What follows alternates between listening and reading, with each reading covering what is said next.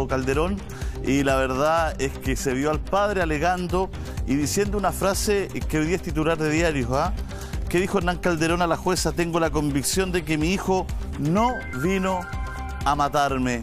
Tenemos un completo informe, una completa crónica, y volvemos acá al estudio.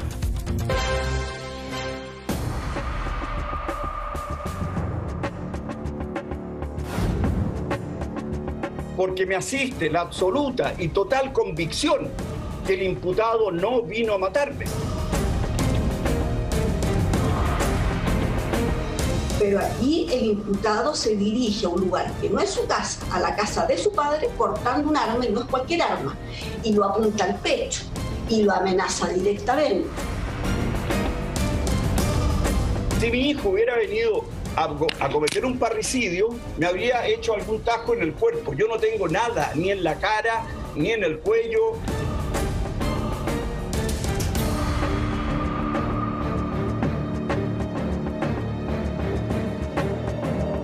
Si puede ver mi mano izquierda, que fueron 2 rasguños, no hubo nunca heridas.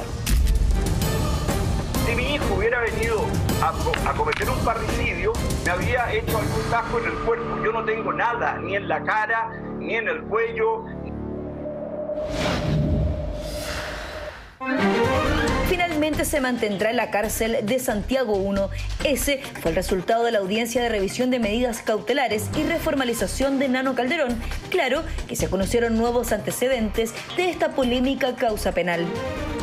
Bueno, la audiencia del día de hoy se fijó para los efectos de la revisión de la prisión preventiva que se había solicitado por la defensa y la reformalización que se solicitó también por parte del Ministerio Público.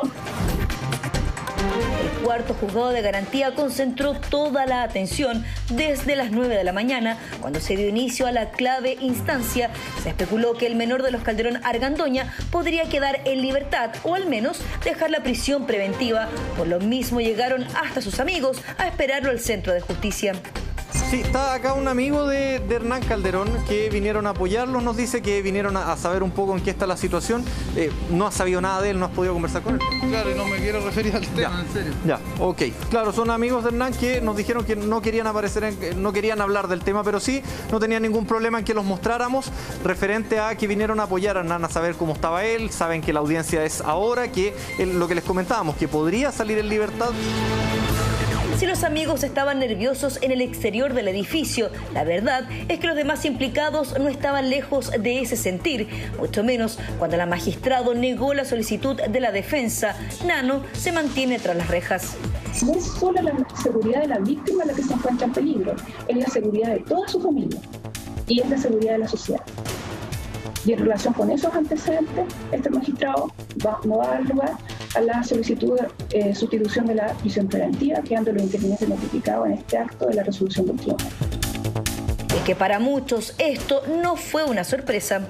Es relevante tener presente que si la Fiscalía formalizó por parricidio frustrado, obviamente hubo intención de causar el daño por el cual se formalizó.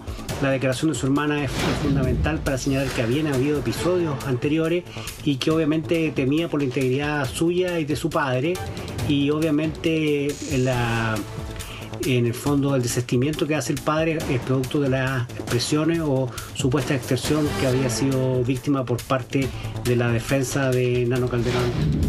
La reformalización de la investigación constituye una precisión de hechos, pero eventualmente también puede involucrar una recalificación de los hechos ya previamente comunicados, sea esta recalificación favorable o bien desfavorable al propio imputado. Lo concreto y lo cierto es que tanto la formalización como la reformalización de la investigación constituye una garantía para el imputado, toda vez que esta constituye el núcleo fáctico de imputación respecto a la cual deberá defenderse en lo sucesivo el imputado, mismos hechos por los cuales eventualmente puede ser acusado el día de mañana. La Fiscalía hizo hincapié en este ítem del peligro para la sociedad y para la misma víctima, razón que justifica que se mantenga tras las rejas. Esto no es suficiente, digamos, para aminorar, digamos, las medidas que se le han aplicado hoy día a Nano Calderón. Hoy día hay que sopesar que en el contexto este no sería un hecho aislado y que además hay denuncias de otros miembros de la familia que señalan que efectivamente su conducta o su forma de actuar representaría un peligro, digamos, para su entorno. Vale decir, no solamente para el padre, sino que para sus hermanos u otros miembros de la familia. Dentro de las solicitudes de la defensa no dejó de llamar la atención una en particular. El abogado del imputado señalaba un interesante domicilio para cumplir el arresto en el caso de modificar la prisión preventiva. Considerando que pudiese ser que el Ministerio Público hoy día nos relate o nos hable de peligro para la seguridad de la víctima, más que peligro para la seguridad de la sociedad por la pena asignada al delito, es que mi representado, su señoría, pueda cumplir con su madre el arresto domiciliario fuera de Santiago, en particular en una casa que ellos tienen en la quinta región, en la comuna de Viña del Mar, con el objetivo de asegurar, en teoría, si es que lo llega a plantear el Ministerio Público, ¿cierto?, el día de hoy, un peligro para la seguridad de la víctima. Pero más allá que le negaran esta posibilidad, estamos en medio de una pandemia y la solicitud era cumplir la medida en una segunda vivienda. ¿Eso está permitido? El del padre es inviable porque evidentemente es la víctima del delito por el cual se le está imputando. Por lo tanto, lo que queda sería el domicilio de la madre, ¿ya?, en este caso. Y el domicilio de la madre en Santiago, o sea, dentro, digamos, de la región metropolitana, porque hay controles sanitarios hoy día y no se podría autorizar que fuera una vivienda que no está dentro de la región. Sería absolutamente improcedente. Además, la medida es una medida de aseguramiento, no una medida, no una opción vacacional. Y así como la defensa presentó varios antecedentes, como los informes psiquiátricos, que les contaremos más adelante sobre eso, por su parte la Fiscalía reformalizó al imputado por 3 de los 4 hechos que se le imputan. Se pregunta cuáles son. Bueno, un pequeño resumen. El 5 de junio hubo un altercado que habría terminado con un impacto de bala en una de las paredes en la casa de Hernán Padre. El 6 de junio, Nano habría entrado por la fuerza a la casa del padre, provocando diversos daños, avaluados en cerca de 1 millón de pesos. Luego, el más grave, el 11 de agosto, cuando ocurre la agresión de parricidio frustrado, de la cual el padre se retractó, pero que de todas formas es investigada por la justicia. Pero magistrado, ¿sabe qué es importante acá? ¿Y por qué hay que medir este hecho con los hechos anteriores? Porque fíjese que el día 5 de junio, el hecho del parricidio es el 11 de agosto. El día 5 de junio, el imputado ya va a la casa de la víctima. Y va a la casa de la víctima, porque tienen un conflicto, ¿no es cierto?, parecido, y le dice, te voy a pegar un balazo y te voy a matar. Y el imputado lleva un arma. Y no llega cualquier arma, llega un arma de fuego, que es una Glock. Por tanto, cuando yo escucho al defensor decir que uno de los psiquiatras dice que estas armas están inscritas, es cierto, y que las utiliza para el uso correcto, permítame diferir. El uso correcto es un uso deportivo o de defensa. Pero aquí el imputado se dirige a un lugar que no es su casa, a la casa de su padre, portando un arma, y no es cualquier arma, y lo apunta al pecho y lo amenaza directamente. Y es que al parecer la Fiscalía tendría antecedentes suficientes para sostener la calificación de parricidio frustrado y continuar en esa línea. Para ellos sería mucho más que lesiones graves en contexto de violencia intrafamiliar. Según se explayaron, habría planificación y reincidencia por parte del imputado. Es evidente que los antecedentes que inicialmente tuvo la Fiscalía fueron de cierta entidad como para mantener la reformalización, y a pesar de que el querellante se desiste y busca modificar la calificación jurídica, la Fiscalía sostiene su pretensión punitiva en este caso, fundado en que los antecedentes que vieron inicialmente eran contundentes. La fiscal Lorena Parra entrega más antecedentes para avalar su tesis. Por ejemplo, los motivos reales por los cuales Nano deja el departamento de su padre el 11 de agosto tras el ataque. Se va de la casa no porque agota la sucesión de hechos. El imputado se va de la casa por la intervención del padre, se va de la casa por el auxilio de la nana hacia consejería, y se va de la casa porque cuando va saliendo aparecen unos maestros del departamento 1201 que están haciendo unos arreglos, es decir, que el imputado no está solo. El imputado está siendo observado, el imputado ya sabe que se está pidiendo auxilio, el imputado sabe que está dentro de la pareja y que está la asesora del hogar, y se sube al ascensor en una conducta también bastante especial. Pero fue el turno de la parte querellante. Si bien Hernán Calderón Salinas se representó a sí mismo, estaba acompañado de un abogado. Mire, yo intervengo en la doble calidad de víctima y querellante.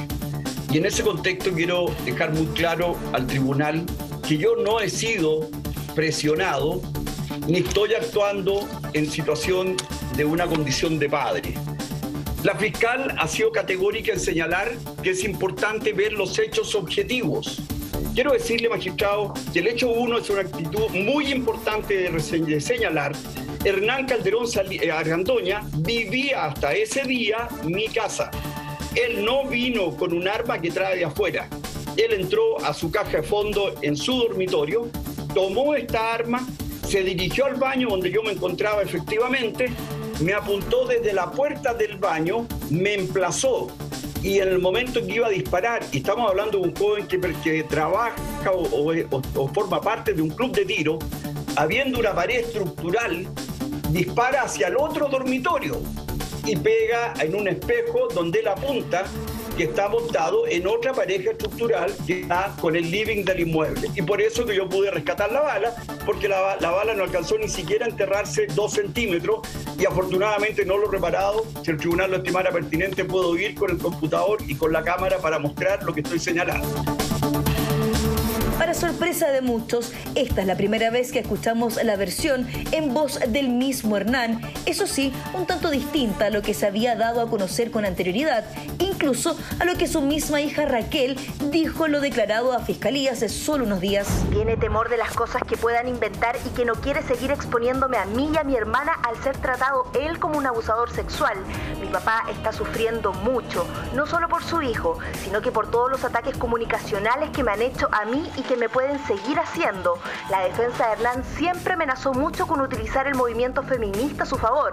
Ellos decían, basta con que presentemos la querella y las feminazis se van a hacer cargo de ti. Volvamos a la audiencia, porque las declaraciones de Hernán Padre continúan. Su señoría, perdone, no sé si puede ver mi mano izquierda, que fueron 2 rasguños, no hubo nunca herida. Y mi mano derecha tuvo esta herida que son absolutamente de menor gravedad. Esta de aquí sí era una medida de mayor gravedad. Las exhibo al tribunal para que estemos claros. Yo tengo todos mis dedos funcionando, yo estoy trabajando hace una semana, no tengo ningún problema. Entonces, claro, podría decirse que yo estoy tratando de aminorar. No, porque si yo hubiera querido aminorar, su señoría, me habría desistido la querella. Yo no estoy dispuesto a desistirme a la querella. El imputado tiene una responsabilidad y tiene un tratamiento a lo menos que enfrentar. Pero cuidado con el abuso del derecho. Yo soy un hombre de derecho. Su señoría, presento y he solicitado la recalificación del hecho número 3 de parricidio frustrado, de la que en realidad mi presentación está certificando como verdaderamente es un delito de lesiones del artículo 397, número 2 del Código Penal. La razón es como lo dije, o sea, porque me asiste la absoluta y total convicción que el imputado no vino a matarme. Si mi hijo hubiera venido a cometer un parricidio, me habría hecho algún tajo en el cuerpo. Yo no tengo nada, ni en la cara, ni en el cuello, ni en el cuerpo, y en los brazos, cuidado, porque se habla de ambas extremidades. No, yo solo tuve en esta, y si el tribunal lo estima pertinente, puedo sacarme y de 2 centímetros. Antes, les contamos de los informes médicos a los que se sometió el imputado. El fin de semana se habían realizado diversos peritajes por parte de la defensa y algunas de las conclusiones fueron expuestas en la audiencia por el abogado Mario Vargas. La defensa realizó 2 informes psiquiátricos, ¿cierto? Porque ¿cuál es el planteamiento de lo que le hemos planteado al juez, ¿cierto? Y le hemos ofrecido al juez desde un inicio. Su señoría, mi representado objetivamente es objeto de una imputación que a nuestro juicio es una imputación injusta, es una imputación agravada, es una imputación que no se condice con los hechos. Tanto es así que se puede ver la intencionalidad de la Fiscalía de agravar la situación de mi representado desde la audiencia de formalización. El perfil del imputado ha sido muy comentado. Desde su internación en la clínica psiquiátrica El Cedro se ha intentado un tratamiento para sus problemas psicológicos que lo tendrían en esta situación, entre otros factores, claro. Sobre todo en él tienen que haber profesionales que puedan dar cuenta de la forma en cómo está funcionando. En tanto es probable que pueda existir elementos de funcionamiento basal que no están funcionando bien, ¿ya? Que no son completamente de responsabilidad de él porque pueden ser parte de la crianza. Esto es parte de lo que se aprendió en el pasado. Esto no es casualidad. Esto tiene que ver, este desarraigo, esta necesidad material, tiene que ver justamente con lo que él aprendió. Y en ese sentido, tanto él como la familia tienen que trabajar esos elementos. Quedan más instancias en este proceso. Para el próximo 23 de septiembre se fijó una nueva audiencia para discutir el sobreseguimiento del hecho 4 referente al porte de armas. Le quitará la licencia a Nano luego de este proceso judicial en que se encuentra. Su defensa apelará a la decisión de la magistrado. Están trabajando en conjunto los querellantes con la defensa. Lo veremos con el tiempo porque aún no se escribe el último capítulo de esta historia. Bueno, esta es la situación que se está viviendo ahora. Estamos con Mauricio, seguimos con Mauricio Valdivia con nosotros, psicólogo. Estamos con Macarena Venegas, abogada. Macarena, bienvenida. Estamos con el exfiscal Villalobos. Bueno, exfiscal, sorprendente las declaraciones de Hernán Calderón Salinas, que en un principio su defensa, nos imaginamos que con su venia, decía otra cosa y ahora él dice que sufrió solo 2 rasguños. ¿Qué es lo que se puede esperar de esto? ¿Cómo va a actuar Fiscalía? ¿Qué es lo que va a pasar de aquí en adelante? Porque ya no se sabe en quién... Estamos enredados acá. Vamos a hacer un corte. Vamos a hacer un corte y vamos a volver... Sí, la verdad es que yo creo que todos quedamos con un signo de pregunta. Sí. Una gran pregunta, realmente una gran signo de interrogación respecto a las declaraciones de Hernán Calderón en el día de ayer. Vamos a repasar esta declaración en detalle. Vamos a ver entonces por qué este cambio de versiones. Vamos a la pausa y volvemos con eso. Flop.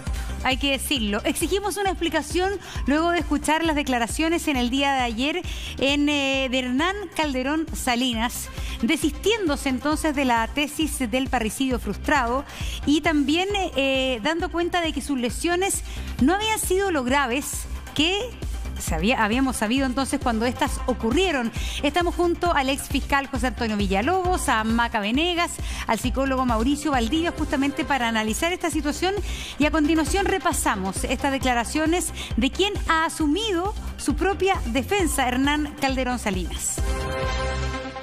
Mire, yo intervengo en la doble calidad de víctima y querellante.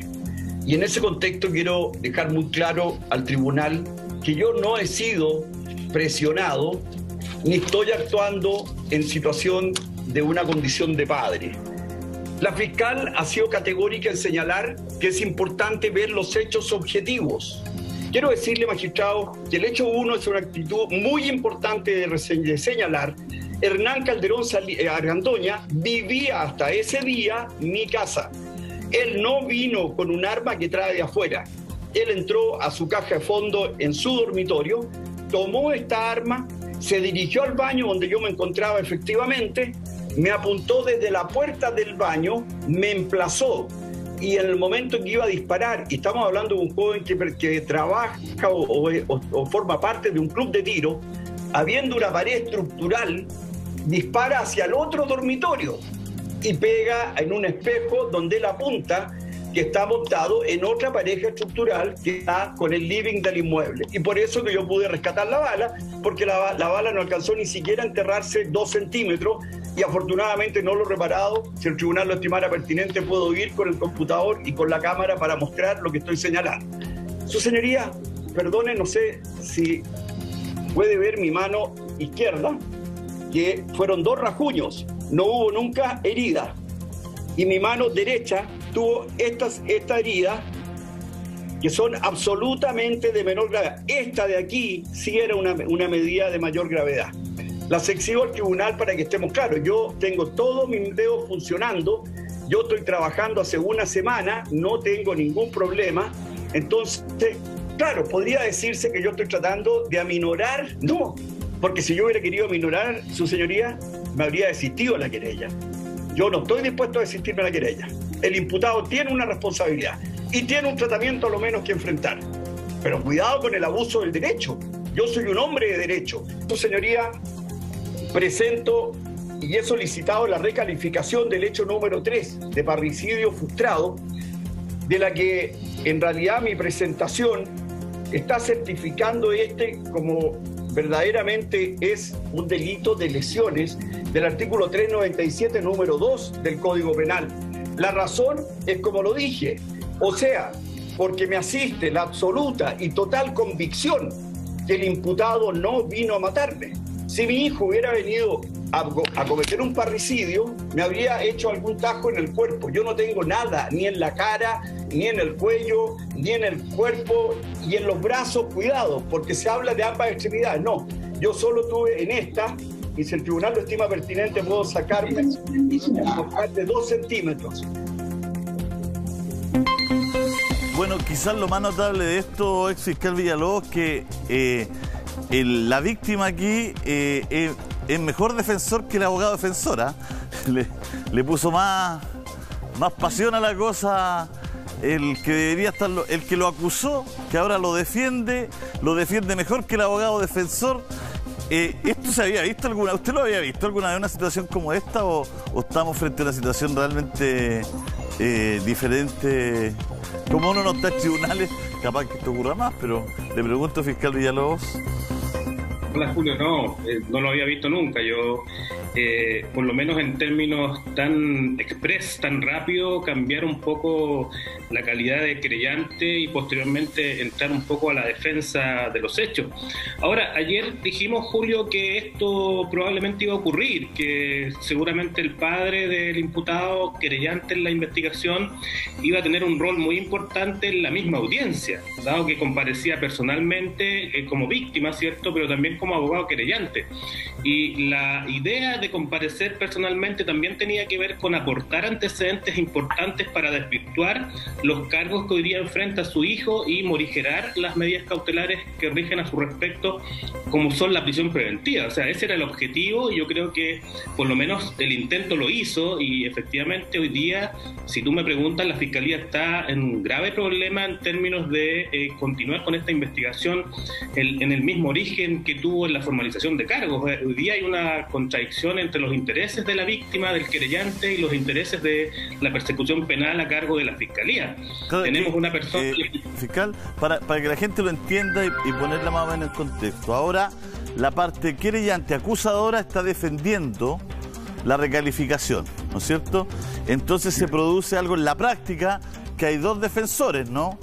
El que acusaba ahora defiende y el que defendía sigue defendiendo, y la Fiscalía queda sola acusando, sin tener a la víctima de su lado, que yo creo que es lo que usted dice, que es complejísima aquí porque tenía la media venda, pero ahora eran 2 rajuños. Sí, es muy compleja el escenario que enfrenta hoy día la Fiscalía, Julio. Yo creo que no es sostenible en el tiempo, eso derechamente te lo digo, no es sostenible. Y esto principalmente porque además a la Fiscalía la rige el principio de objetividad. Ellos tienen que ser objetivos en la investigación, es decir, no pueden no considerar estos elementos que hoy día por lo menos están a la vista ante todos. O sea, que él muestre sus manos en la audiencia y que aparezca en definitiva que no tiene lesiones importantes, ¿cierto? Indicando que incluso está trabajando desde hace una semana. Son cuestiones absolutamente de carácter objetivo que tienen que ser recogidas por la Fiscalía. Es decir, hoy día estas lesiones de carácter grave que se imputaron en un primer momento podrían incluso calificarse como lesiones de carácter menos grave. Y así ir bajando las imputaciones desde el parricidio frustrado, las amenazas y desde los daños. Pero José Antonio, ahí la Fiscalía tiene que recurrir a otras cosas. Si la Fiscalía quiere seguir de alguna manera en la tesis del cuasi delito de homicidio, perdón, del parricidio frustrado, etcétera, tiene que recurrir a otras pruebas, así como me imagino también tiene que recurrir a otros antecedentes, por ejemplo el parte médico en la clínica alemana, porque el parte médico señala que él habría recibido herida profunda de cierto compromiso del tendón. Y eso es distinto a lo que está diciendo Hernán Calderón en la audiencia de ayer. Y ahí me imagino yo que la Fiscalía va a utilizar el parte médico y no la versión de Hernán Calderón ayer, ¿o no? Es que tiene que usarlo todo, Montserrat. Tiene que usar el parte médico, tiene que usar la versión de la víctima inicial, la versión que hay hoy día, y realizar quizás un nuevo peritaje para establecer finalmente cuál es la calificación de esas lesiones. O sea, hoy día, a partir de las declaraciones del padre, en este caso querellante, lo que ocurre es que la Fiscalía va a tener que hacer un doble trabajo para finalmente corroborar la versión inicial, ¿cierto?, en contradicción con estas nuevas versiones, y probablemente, como decía ayer también, realizar una reconstitución en el sitio del suceso de lo que ocurrió, porque también se argumentaba que los testigos presenciales que estaban en el lugar probablemente van a argumentar también que no existe parricidio frustrado, es decir, que no había intención de matar. Entonces, todos estos elementos hoy día van a tener que ser recogidos obligatoriamente por la Fiscalía, recabados en términos objetivos, y realizar nuevas diligencias para finalmente establecer si los hechos que se imputaron siguen en la misma línea o pueden tener una modificación. Y una pregunta, José Antonio. ¿Podría eventualmente, no sé si en la misma causa o en otra, Hernán Calderón Salinas ser acusado de obstrucción a la justicia? Porque él, de alguna manera, hoy día, podría ir poniendo trabas a la calificación de parricidio frustrado y, por lo tanto, no colaborar o no corroborar también lo que ha dicho. Entonces, ahí también estaría obstruyendo la investigación. No, me parece que no. El hecho que él le dé una connotación distinta hoy día, bajo elementos objetivos, por ejemplo, él exhibe sus manos dando cuenta que no tiene las lesiones que tenían un inicio, entonces es una cuestión objetiva. Y el cambiar versiones que no sean totalmente irreales, ¿cierto?, no lo constituye, no configura una imputación de obstrucción a la investigación. Si lo que aquí hay es que el investigador, en este caso el fiscal a cargo o la fiscal a cargo, tiene que destrabar todas estas hipótesis que están planteándose hoy día. Si él fue o no a matarlo ese día, porque claro, también hay elementos importantes, también lo hemos hablado anteriormente. O sea, si él quizás hubiese querido matarlo derechamente, con todas las armas que tenía en su casa, hubiese llevado un arma de fuego. ¿Por qué lleva un elemento cortante? ¿Por qué, por ejemplo, lleva también elementos para dañar el auto? Entonces, todos esos elementos que hoy día el padre refiere en su declaración ante el tribunal o en la intervención, son elementos que la Fiscalía tiene que investigar. Y si finalmente se establece que no había intención de matar ese día, que no había intención de matar y que esto se escapó de sus manos, claro, probablemente van a tener que recalificar esos hechos a delito de lesiones graves, ¿cierto?, en contexto de violencia intrafamiliar, y así la calificación de los demás hechos. Y aquello tiene una incidencia directa, como también lo vimos, que es la medida cautelar, ¿no? Si esto baja de intensidad, baja la calificación, baja una medida cautelar distinta. Es decir, José Antonio, por lo que veo en tus palabras, tú te estás inclinando por la idea que efectivamente esto eran lesiones graves y no parricidio frustrado. No lo sé, Montserrat. O sea, los hechos hoy día en la investigación es lo que tiene que arrojar finalmente el resultado de la misma. Pero lo que yo creo es que hoy día la Fiscalía está enfrentada a un grave problema, teniendo a una víctima que no está en sintonía con su imputación. Más allá si al inicio de la investigación estuvo en sintonía o no, porque finalmente, como lo hemos dicho también, la Fiscalía no tiene que formalizar los cargos conforme a lo que declara una persona. La Fiscalía tiene que formalizar conforme a los antecedentes que recabó en la investigación. Y aquí nos vamos a enfrentar a un grave problema, porque si finalmente los hechos que recabó en una investigación no eran constitutivos de un parricidio frustrado, ¿cierto?, la calificación jurídica es la que va a determinar el tribunal. Y el tribunal podrá, durante el curso de la investigación, cambiar esta calificación. Sí, pero lo que tú estás diciendo como ex fiscal, que la Fiscalía está en un medio problema y que dada esta circunstancia, yo deduzco de tus palabras, es súper difícil que la Fiscalía siga sosteniendo a través de pruebas y a través de la tesis el parricidio frustrado. ¿Ves que esto finalmente, tal como podrías preverlo tú como ex fiscal, va a terminar siendo lesiones graves nomás? Es muy difícil, Montserrat, sostener una imputación si tú no tienes a la víctima corroborando la versión inicial, porque finalmente vas a tener que acreditar esta versión a través de los funcionarios, por ejemplo, policiales que registraron la declaración de Hernán Calderón, y probablemente los testigos que estaban en el lugar también van a tener la misma versión hoy día de Hernán Calderón. Entonces, te vas quedando sin elementos probatorios para acreditar el hecho más importante de tu imputación. Y cuando esto ocurre, el tribunal, cuando ve todo tan discutido, ¿cierto?, y no tan justificado en términos de la imputación final, lo que hace, ¿cierto?, es morigerar las medidas cautelares, porque finalmente esto tiene que ser resuelto en un juicio. ¿Te fijas? Entonces, no vas a tener privado de libertad a una persona cuando hay antecedentes tan cuestionados como estos. Entonces, ahí es donde puede morigerar la medida cautelar de prisión preventiva y modificarse esta medida cautelar. Adicionar también que, al parecer, la defensa está realizando también informes médicos al imputado que puedan permitir finalmente sostener lo que pensábamos en un inicio de esta investigación, que era suspender este procedimiento porque hay antecedentes que puedan cuestionar su imputabilidad frente al proceso, ¿cierto? Y que finalmente el juez suspenda este procedimiento y disponga que él sea internado provisionalmente en una clínica psiquiátrica hasta que se establezca finalmente su imputabilidad, y luego de ello continuar el proceso si así correspondiere.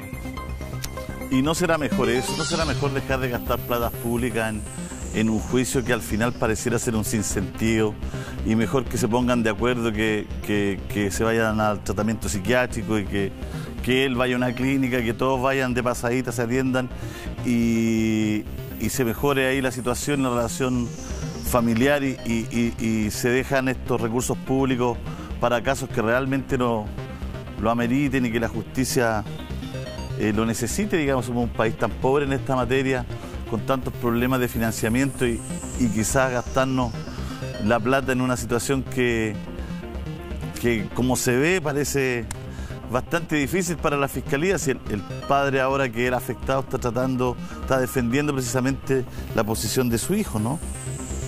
Es que probablemente eso debió haber ocurrido en un inicio, Julio. En un inicio debió haber ocurrido esta situación y no generar más conflictos de los que había. Con esta interposición de querella, esta amenaza de querella, probablemente era importante buscar ahí una suerte de conciliación para que finalmente él fuera formalizado por los cargos objetivos en los cuales incurrió. Y si amerita una sanción, bueno, tendrá una sanción, una condena que probablemente puede ser en libertad o no, con prohibición de acercarse a su padre, con un tratamiento psiquiátrico, pero pareciera ser que, dados los acontecimientos que están ocurriendo desde un inicio, ¿cierto?, debió haberse resuelto de esta forma. Y aquí entonces no parece descabellada la resolución que dictó la jueza Garantía en su oportunidad, porque en una suerte de prisión preventiva en una clínica psiquiátrica, en cierta medida ella visoró lo que probablemente iba a ocurrir con el destino de esta investigación. ¿La Fiscalía puede utilizar los audios del mismo Hernán Calderón que se filtraron?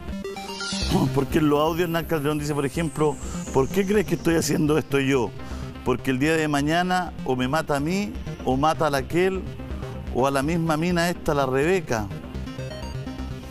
Su padre no quiere cagarle la carrera y se queda callado, después lo va a acuchillar y más encima sale tomándose fotos y saltando de alegría. Yo no puedo seguir apoyando un hijo para después llevar sobre mi conciencia que a él lo maten en una reacción, o que mate a una de mis hijas o a un tercero. Estas son palabras del mismo Hernán Calderón hace unos días atrás, y que están ahí a disposición del público de la radio Bio Bio. Nosotros no hemos querido pasar los audios, pero esto está en la transcripción, digamos.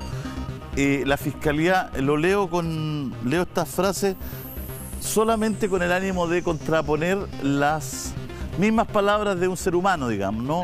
Él dijo esto en un audio y ahora dice esto de los rajuños y tiene la certeza que no venía a matar. ¿La Fiscalía puede utilizar estos audios como prueba, Maca? Sí, la verdad que a mí me parece que es súper relevante lo que tú estás leyendo, y me parece que sí podría ser también utilizado por la Fiscalía. El tema es lo siguiente, que concuerdo plenamente con lo que está señalando José Antonio, en cuanto que hoy día va a ser difícil sostener en el tiempo, en el fondo, esta retractación, ¿no es cierto?, porque significa una no colaboración o falta de colaboración de la persona más importante que tiene que aportar antecedentes, que es la víctima. Entonces tendrá la Fiscalía que buscar evidencia en otros sitios. Yo creo que acá lo más importante, y que creo que hay que hacer un punto, que es ¿Por qué estamos evidenciando y en el fondo viendo estos cambios de postura respecto de la víctima? Porque Hernán Calderón ayer en la audiencia se presenta y dice: yo comparezco, magistrado, dice, en calidad de víctima y de querellante. Pero yo creo que es evidente que lo hace también en calidad de padre. Y esto lo digo porque no hay que olvidar que todos estos hechos están en un contexto de violencia intrafamiliar. Por lo tanto, esa calidad de padre, y lo toma, fíjate que al final, Julio, cuando la jueza resuelve, ella toma y usa una frase que dice: es un hecho que las víctimas suelen retractarse, sea por temor o por amor filial. Al decir por amor filial, está diciendo y haciendo clara referencia a que estamos en un contexto de violencia intrafamiliar, conocido el lazo padre-hijo, que existe entre víctima y victimario, y eso no lo podemos soslayar, no le podemos quitar la importancia y relevancia que tiene en esta situación, porque finalmente es la única manera de entender que a los 3 días de los hechos sucedidos más graves, ¿no es cierto?, de estas lesiones graves que pareciera que son ahora, que hasta el día de hoy son parricidio frustrado del 11 de agosto, a los 3 días se presenta esta querella, y en la querella iba considerado el hecho 1 del 5 de junio y también el del 11 de agosto, o sea, el disparo a la pared y luego esta agresión física en las manos y en los brazos de Hernán Calderón padre, como parricidio frustrado. Finalmente la Fiscalía logra, ¿no es cierto?, que el juez de garantía califique de parricidio frustrado el hecho número 3 del 11 de agosto, lo cual es de alguna manera confirmado por la Corte. Por lo tanto, en ese escenario, y que fue recalificado ayer, y la Fiscalía sigue sosteniendo que es parricidio frustrado. O sea, seguimos en un escenario que hoy día hace que la Fiscalía, y ahí sí que completo y comparto lo que dice José Antonio, si quiere sostenerlo en el tiempo, va a necesitar la declaración y la colaboración de la víctima. Pero este cambio, esta vuelta de camiseta, este cambio de camiseta que hace Hernán Calderón padre, obviamente se explica por este contexto de que es una víctima retractada. Y en los casos de violencia intrafamiliar hay muchos casos de víctimas retractadas, Julio. Maca, tenemos más antecedentes sobre este caso. Vamos a hablar con Mauricio, hacemos un pequeño corte. Quédese con nosotros porque Kel Calderón acaba de tuitear a las 10:13. Ella tuitea este corazón roto. Vamos a tener más detalles a la vuelta del corte. Vamos y volvemos. La pregunta, Mauricio Valdivia, respecto a cuán frecuente es este cambio, esta retractación cuando se trata de un delito en medio de una relación filial, padre-hijo, como en el caso de Hernán Calderón Salinas, respecto a la acusación a su hijo, Mauricio. Muchas gracias por la pregunta, porque me permite nuevamente reafirmar esto que yo siempre estoy defendiendo. El derecho penal es la última razón, el derecho penal es la última ratio. Cuando todo lo demás no funciona, podemos recurrir al derecho penal, pero aquí vamos a ver que posiblemente las salidas van a ser sociales. La violencia al interior de la familia es especialmente un problema social que tenemos que hacer frente. Hoy día vemos cómo esto crece, se incrementa, la violencia contra la mujer, contra el hombre, contra los niños, contra los ancianos. Es más, hoy día estamos hablando de violencia contra incluso los más desprovistos de una casa, que son los animales, es decir, la mascota. Por lo tanto, en este contexto, y ahora respondo a tu pregunta, en este contexto, el desistimiento, la retractación es desgraciadamente uno de los problemas que más nos dificulta la investigación de 2 tipos de delitos: los delitos sexuales y los delitos de violencia al interior de la pareja. El desistimiento justamente se produce como algo natural, no es algo que tenemos que extrañarnos. De hecho, las cifras nos dicen que más del 60%. O sea, es grave la cantidad de gente que se desiste. Y hemos visto justamente que este desistimiento va en contra justamente de la labor que en este momento va a llevar adelante la Fiscalía. Le agradecemos mucho, Mauricio, le agradecemos mucho, fiscal Villalobos. Me quedé con una pregunta, si Hernán Calderón podría declarar en unos días más que él atacó al hijo. Y que... No, bueno, una broma para cerrar. Gracias. Capaz, José Antonio se ríe. Un abrazo, José Antonio. Gracias por esta mañana, Mauricio. Muchas gracias. Se pasaron los dos. Tremendos profesionales acá contigo en la mañana. A veces no siendo tan populares, ¿no es cierto?, como le tocó hoy día a Mauricio, pero defender posiciones y posturas, ¿no es cierto?, en las que ellos creen firmemente como precisamente trabajadores, ¿no es cierto?, en sus distintas áreas. Gracias a los dos, un abrazo gigante. Y pasamos de un José Antonio a otro, José Antonio Monse, porque ya está con nosotros el presidente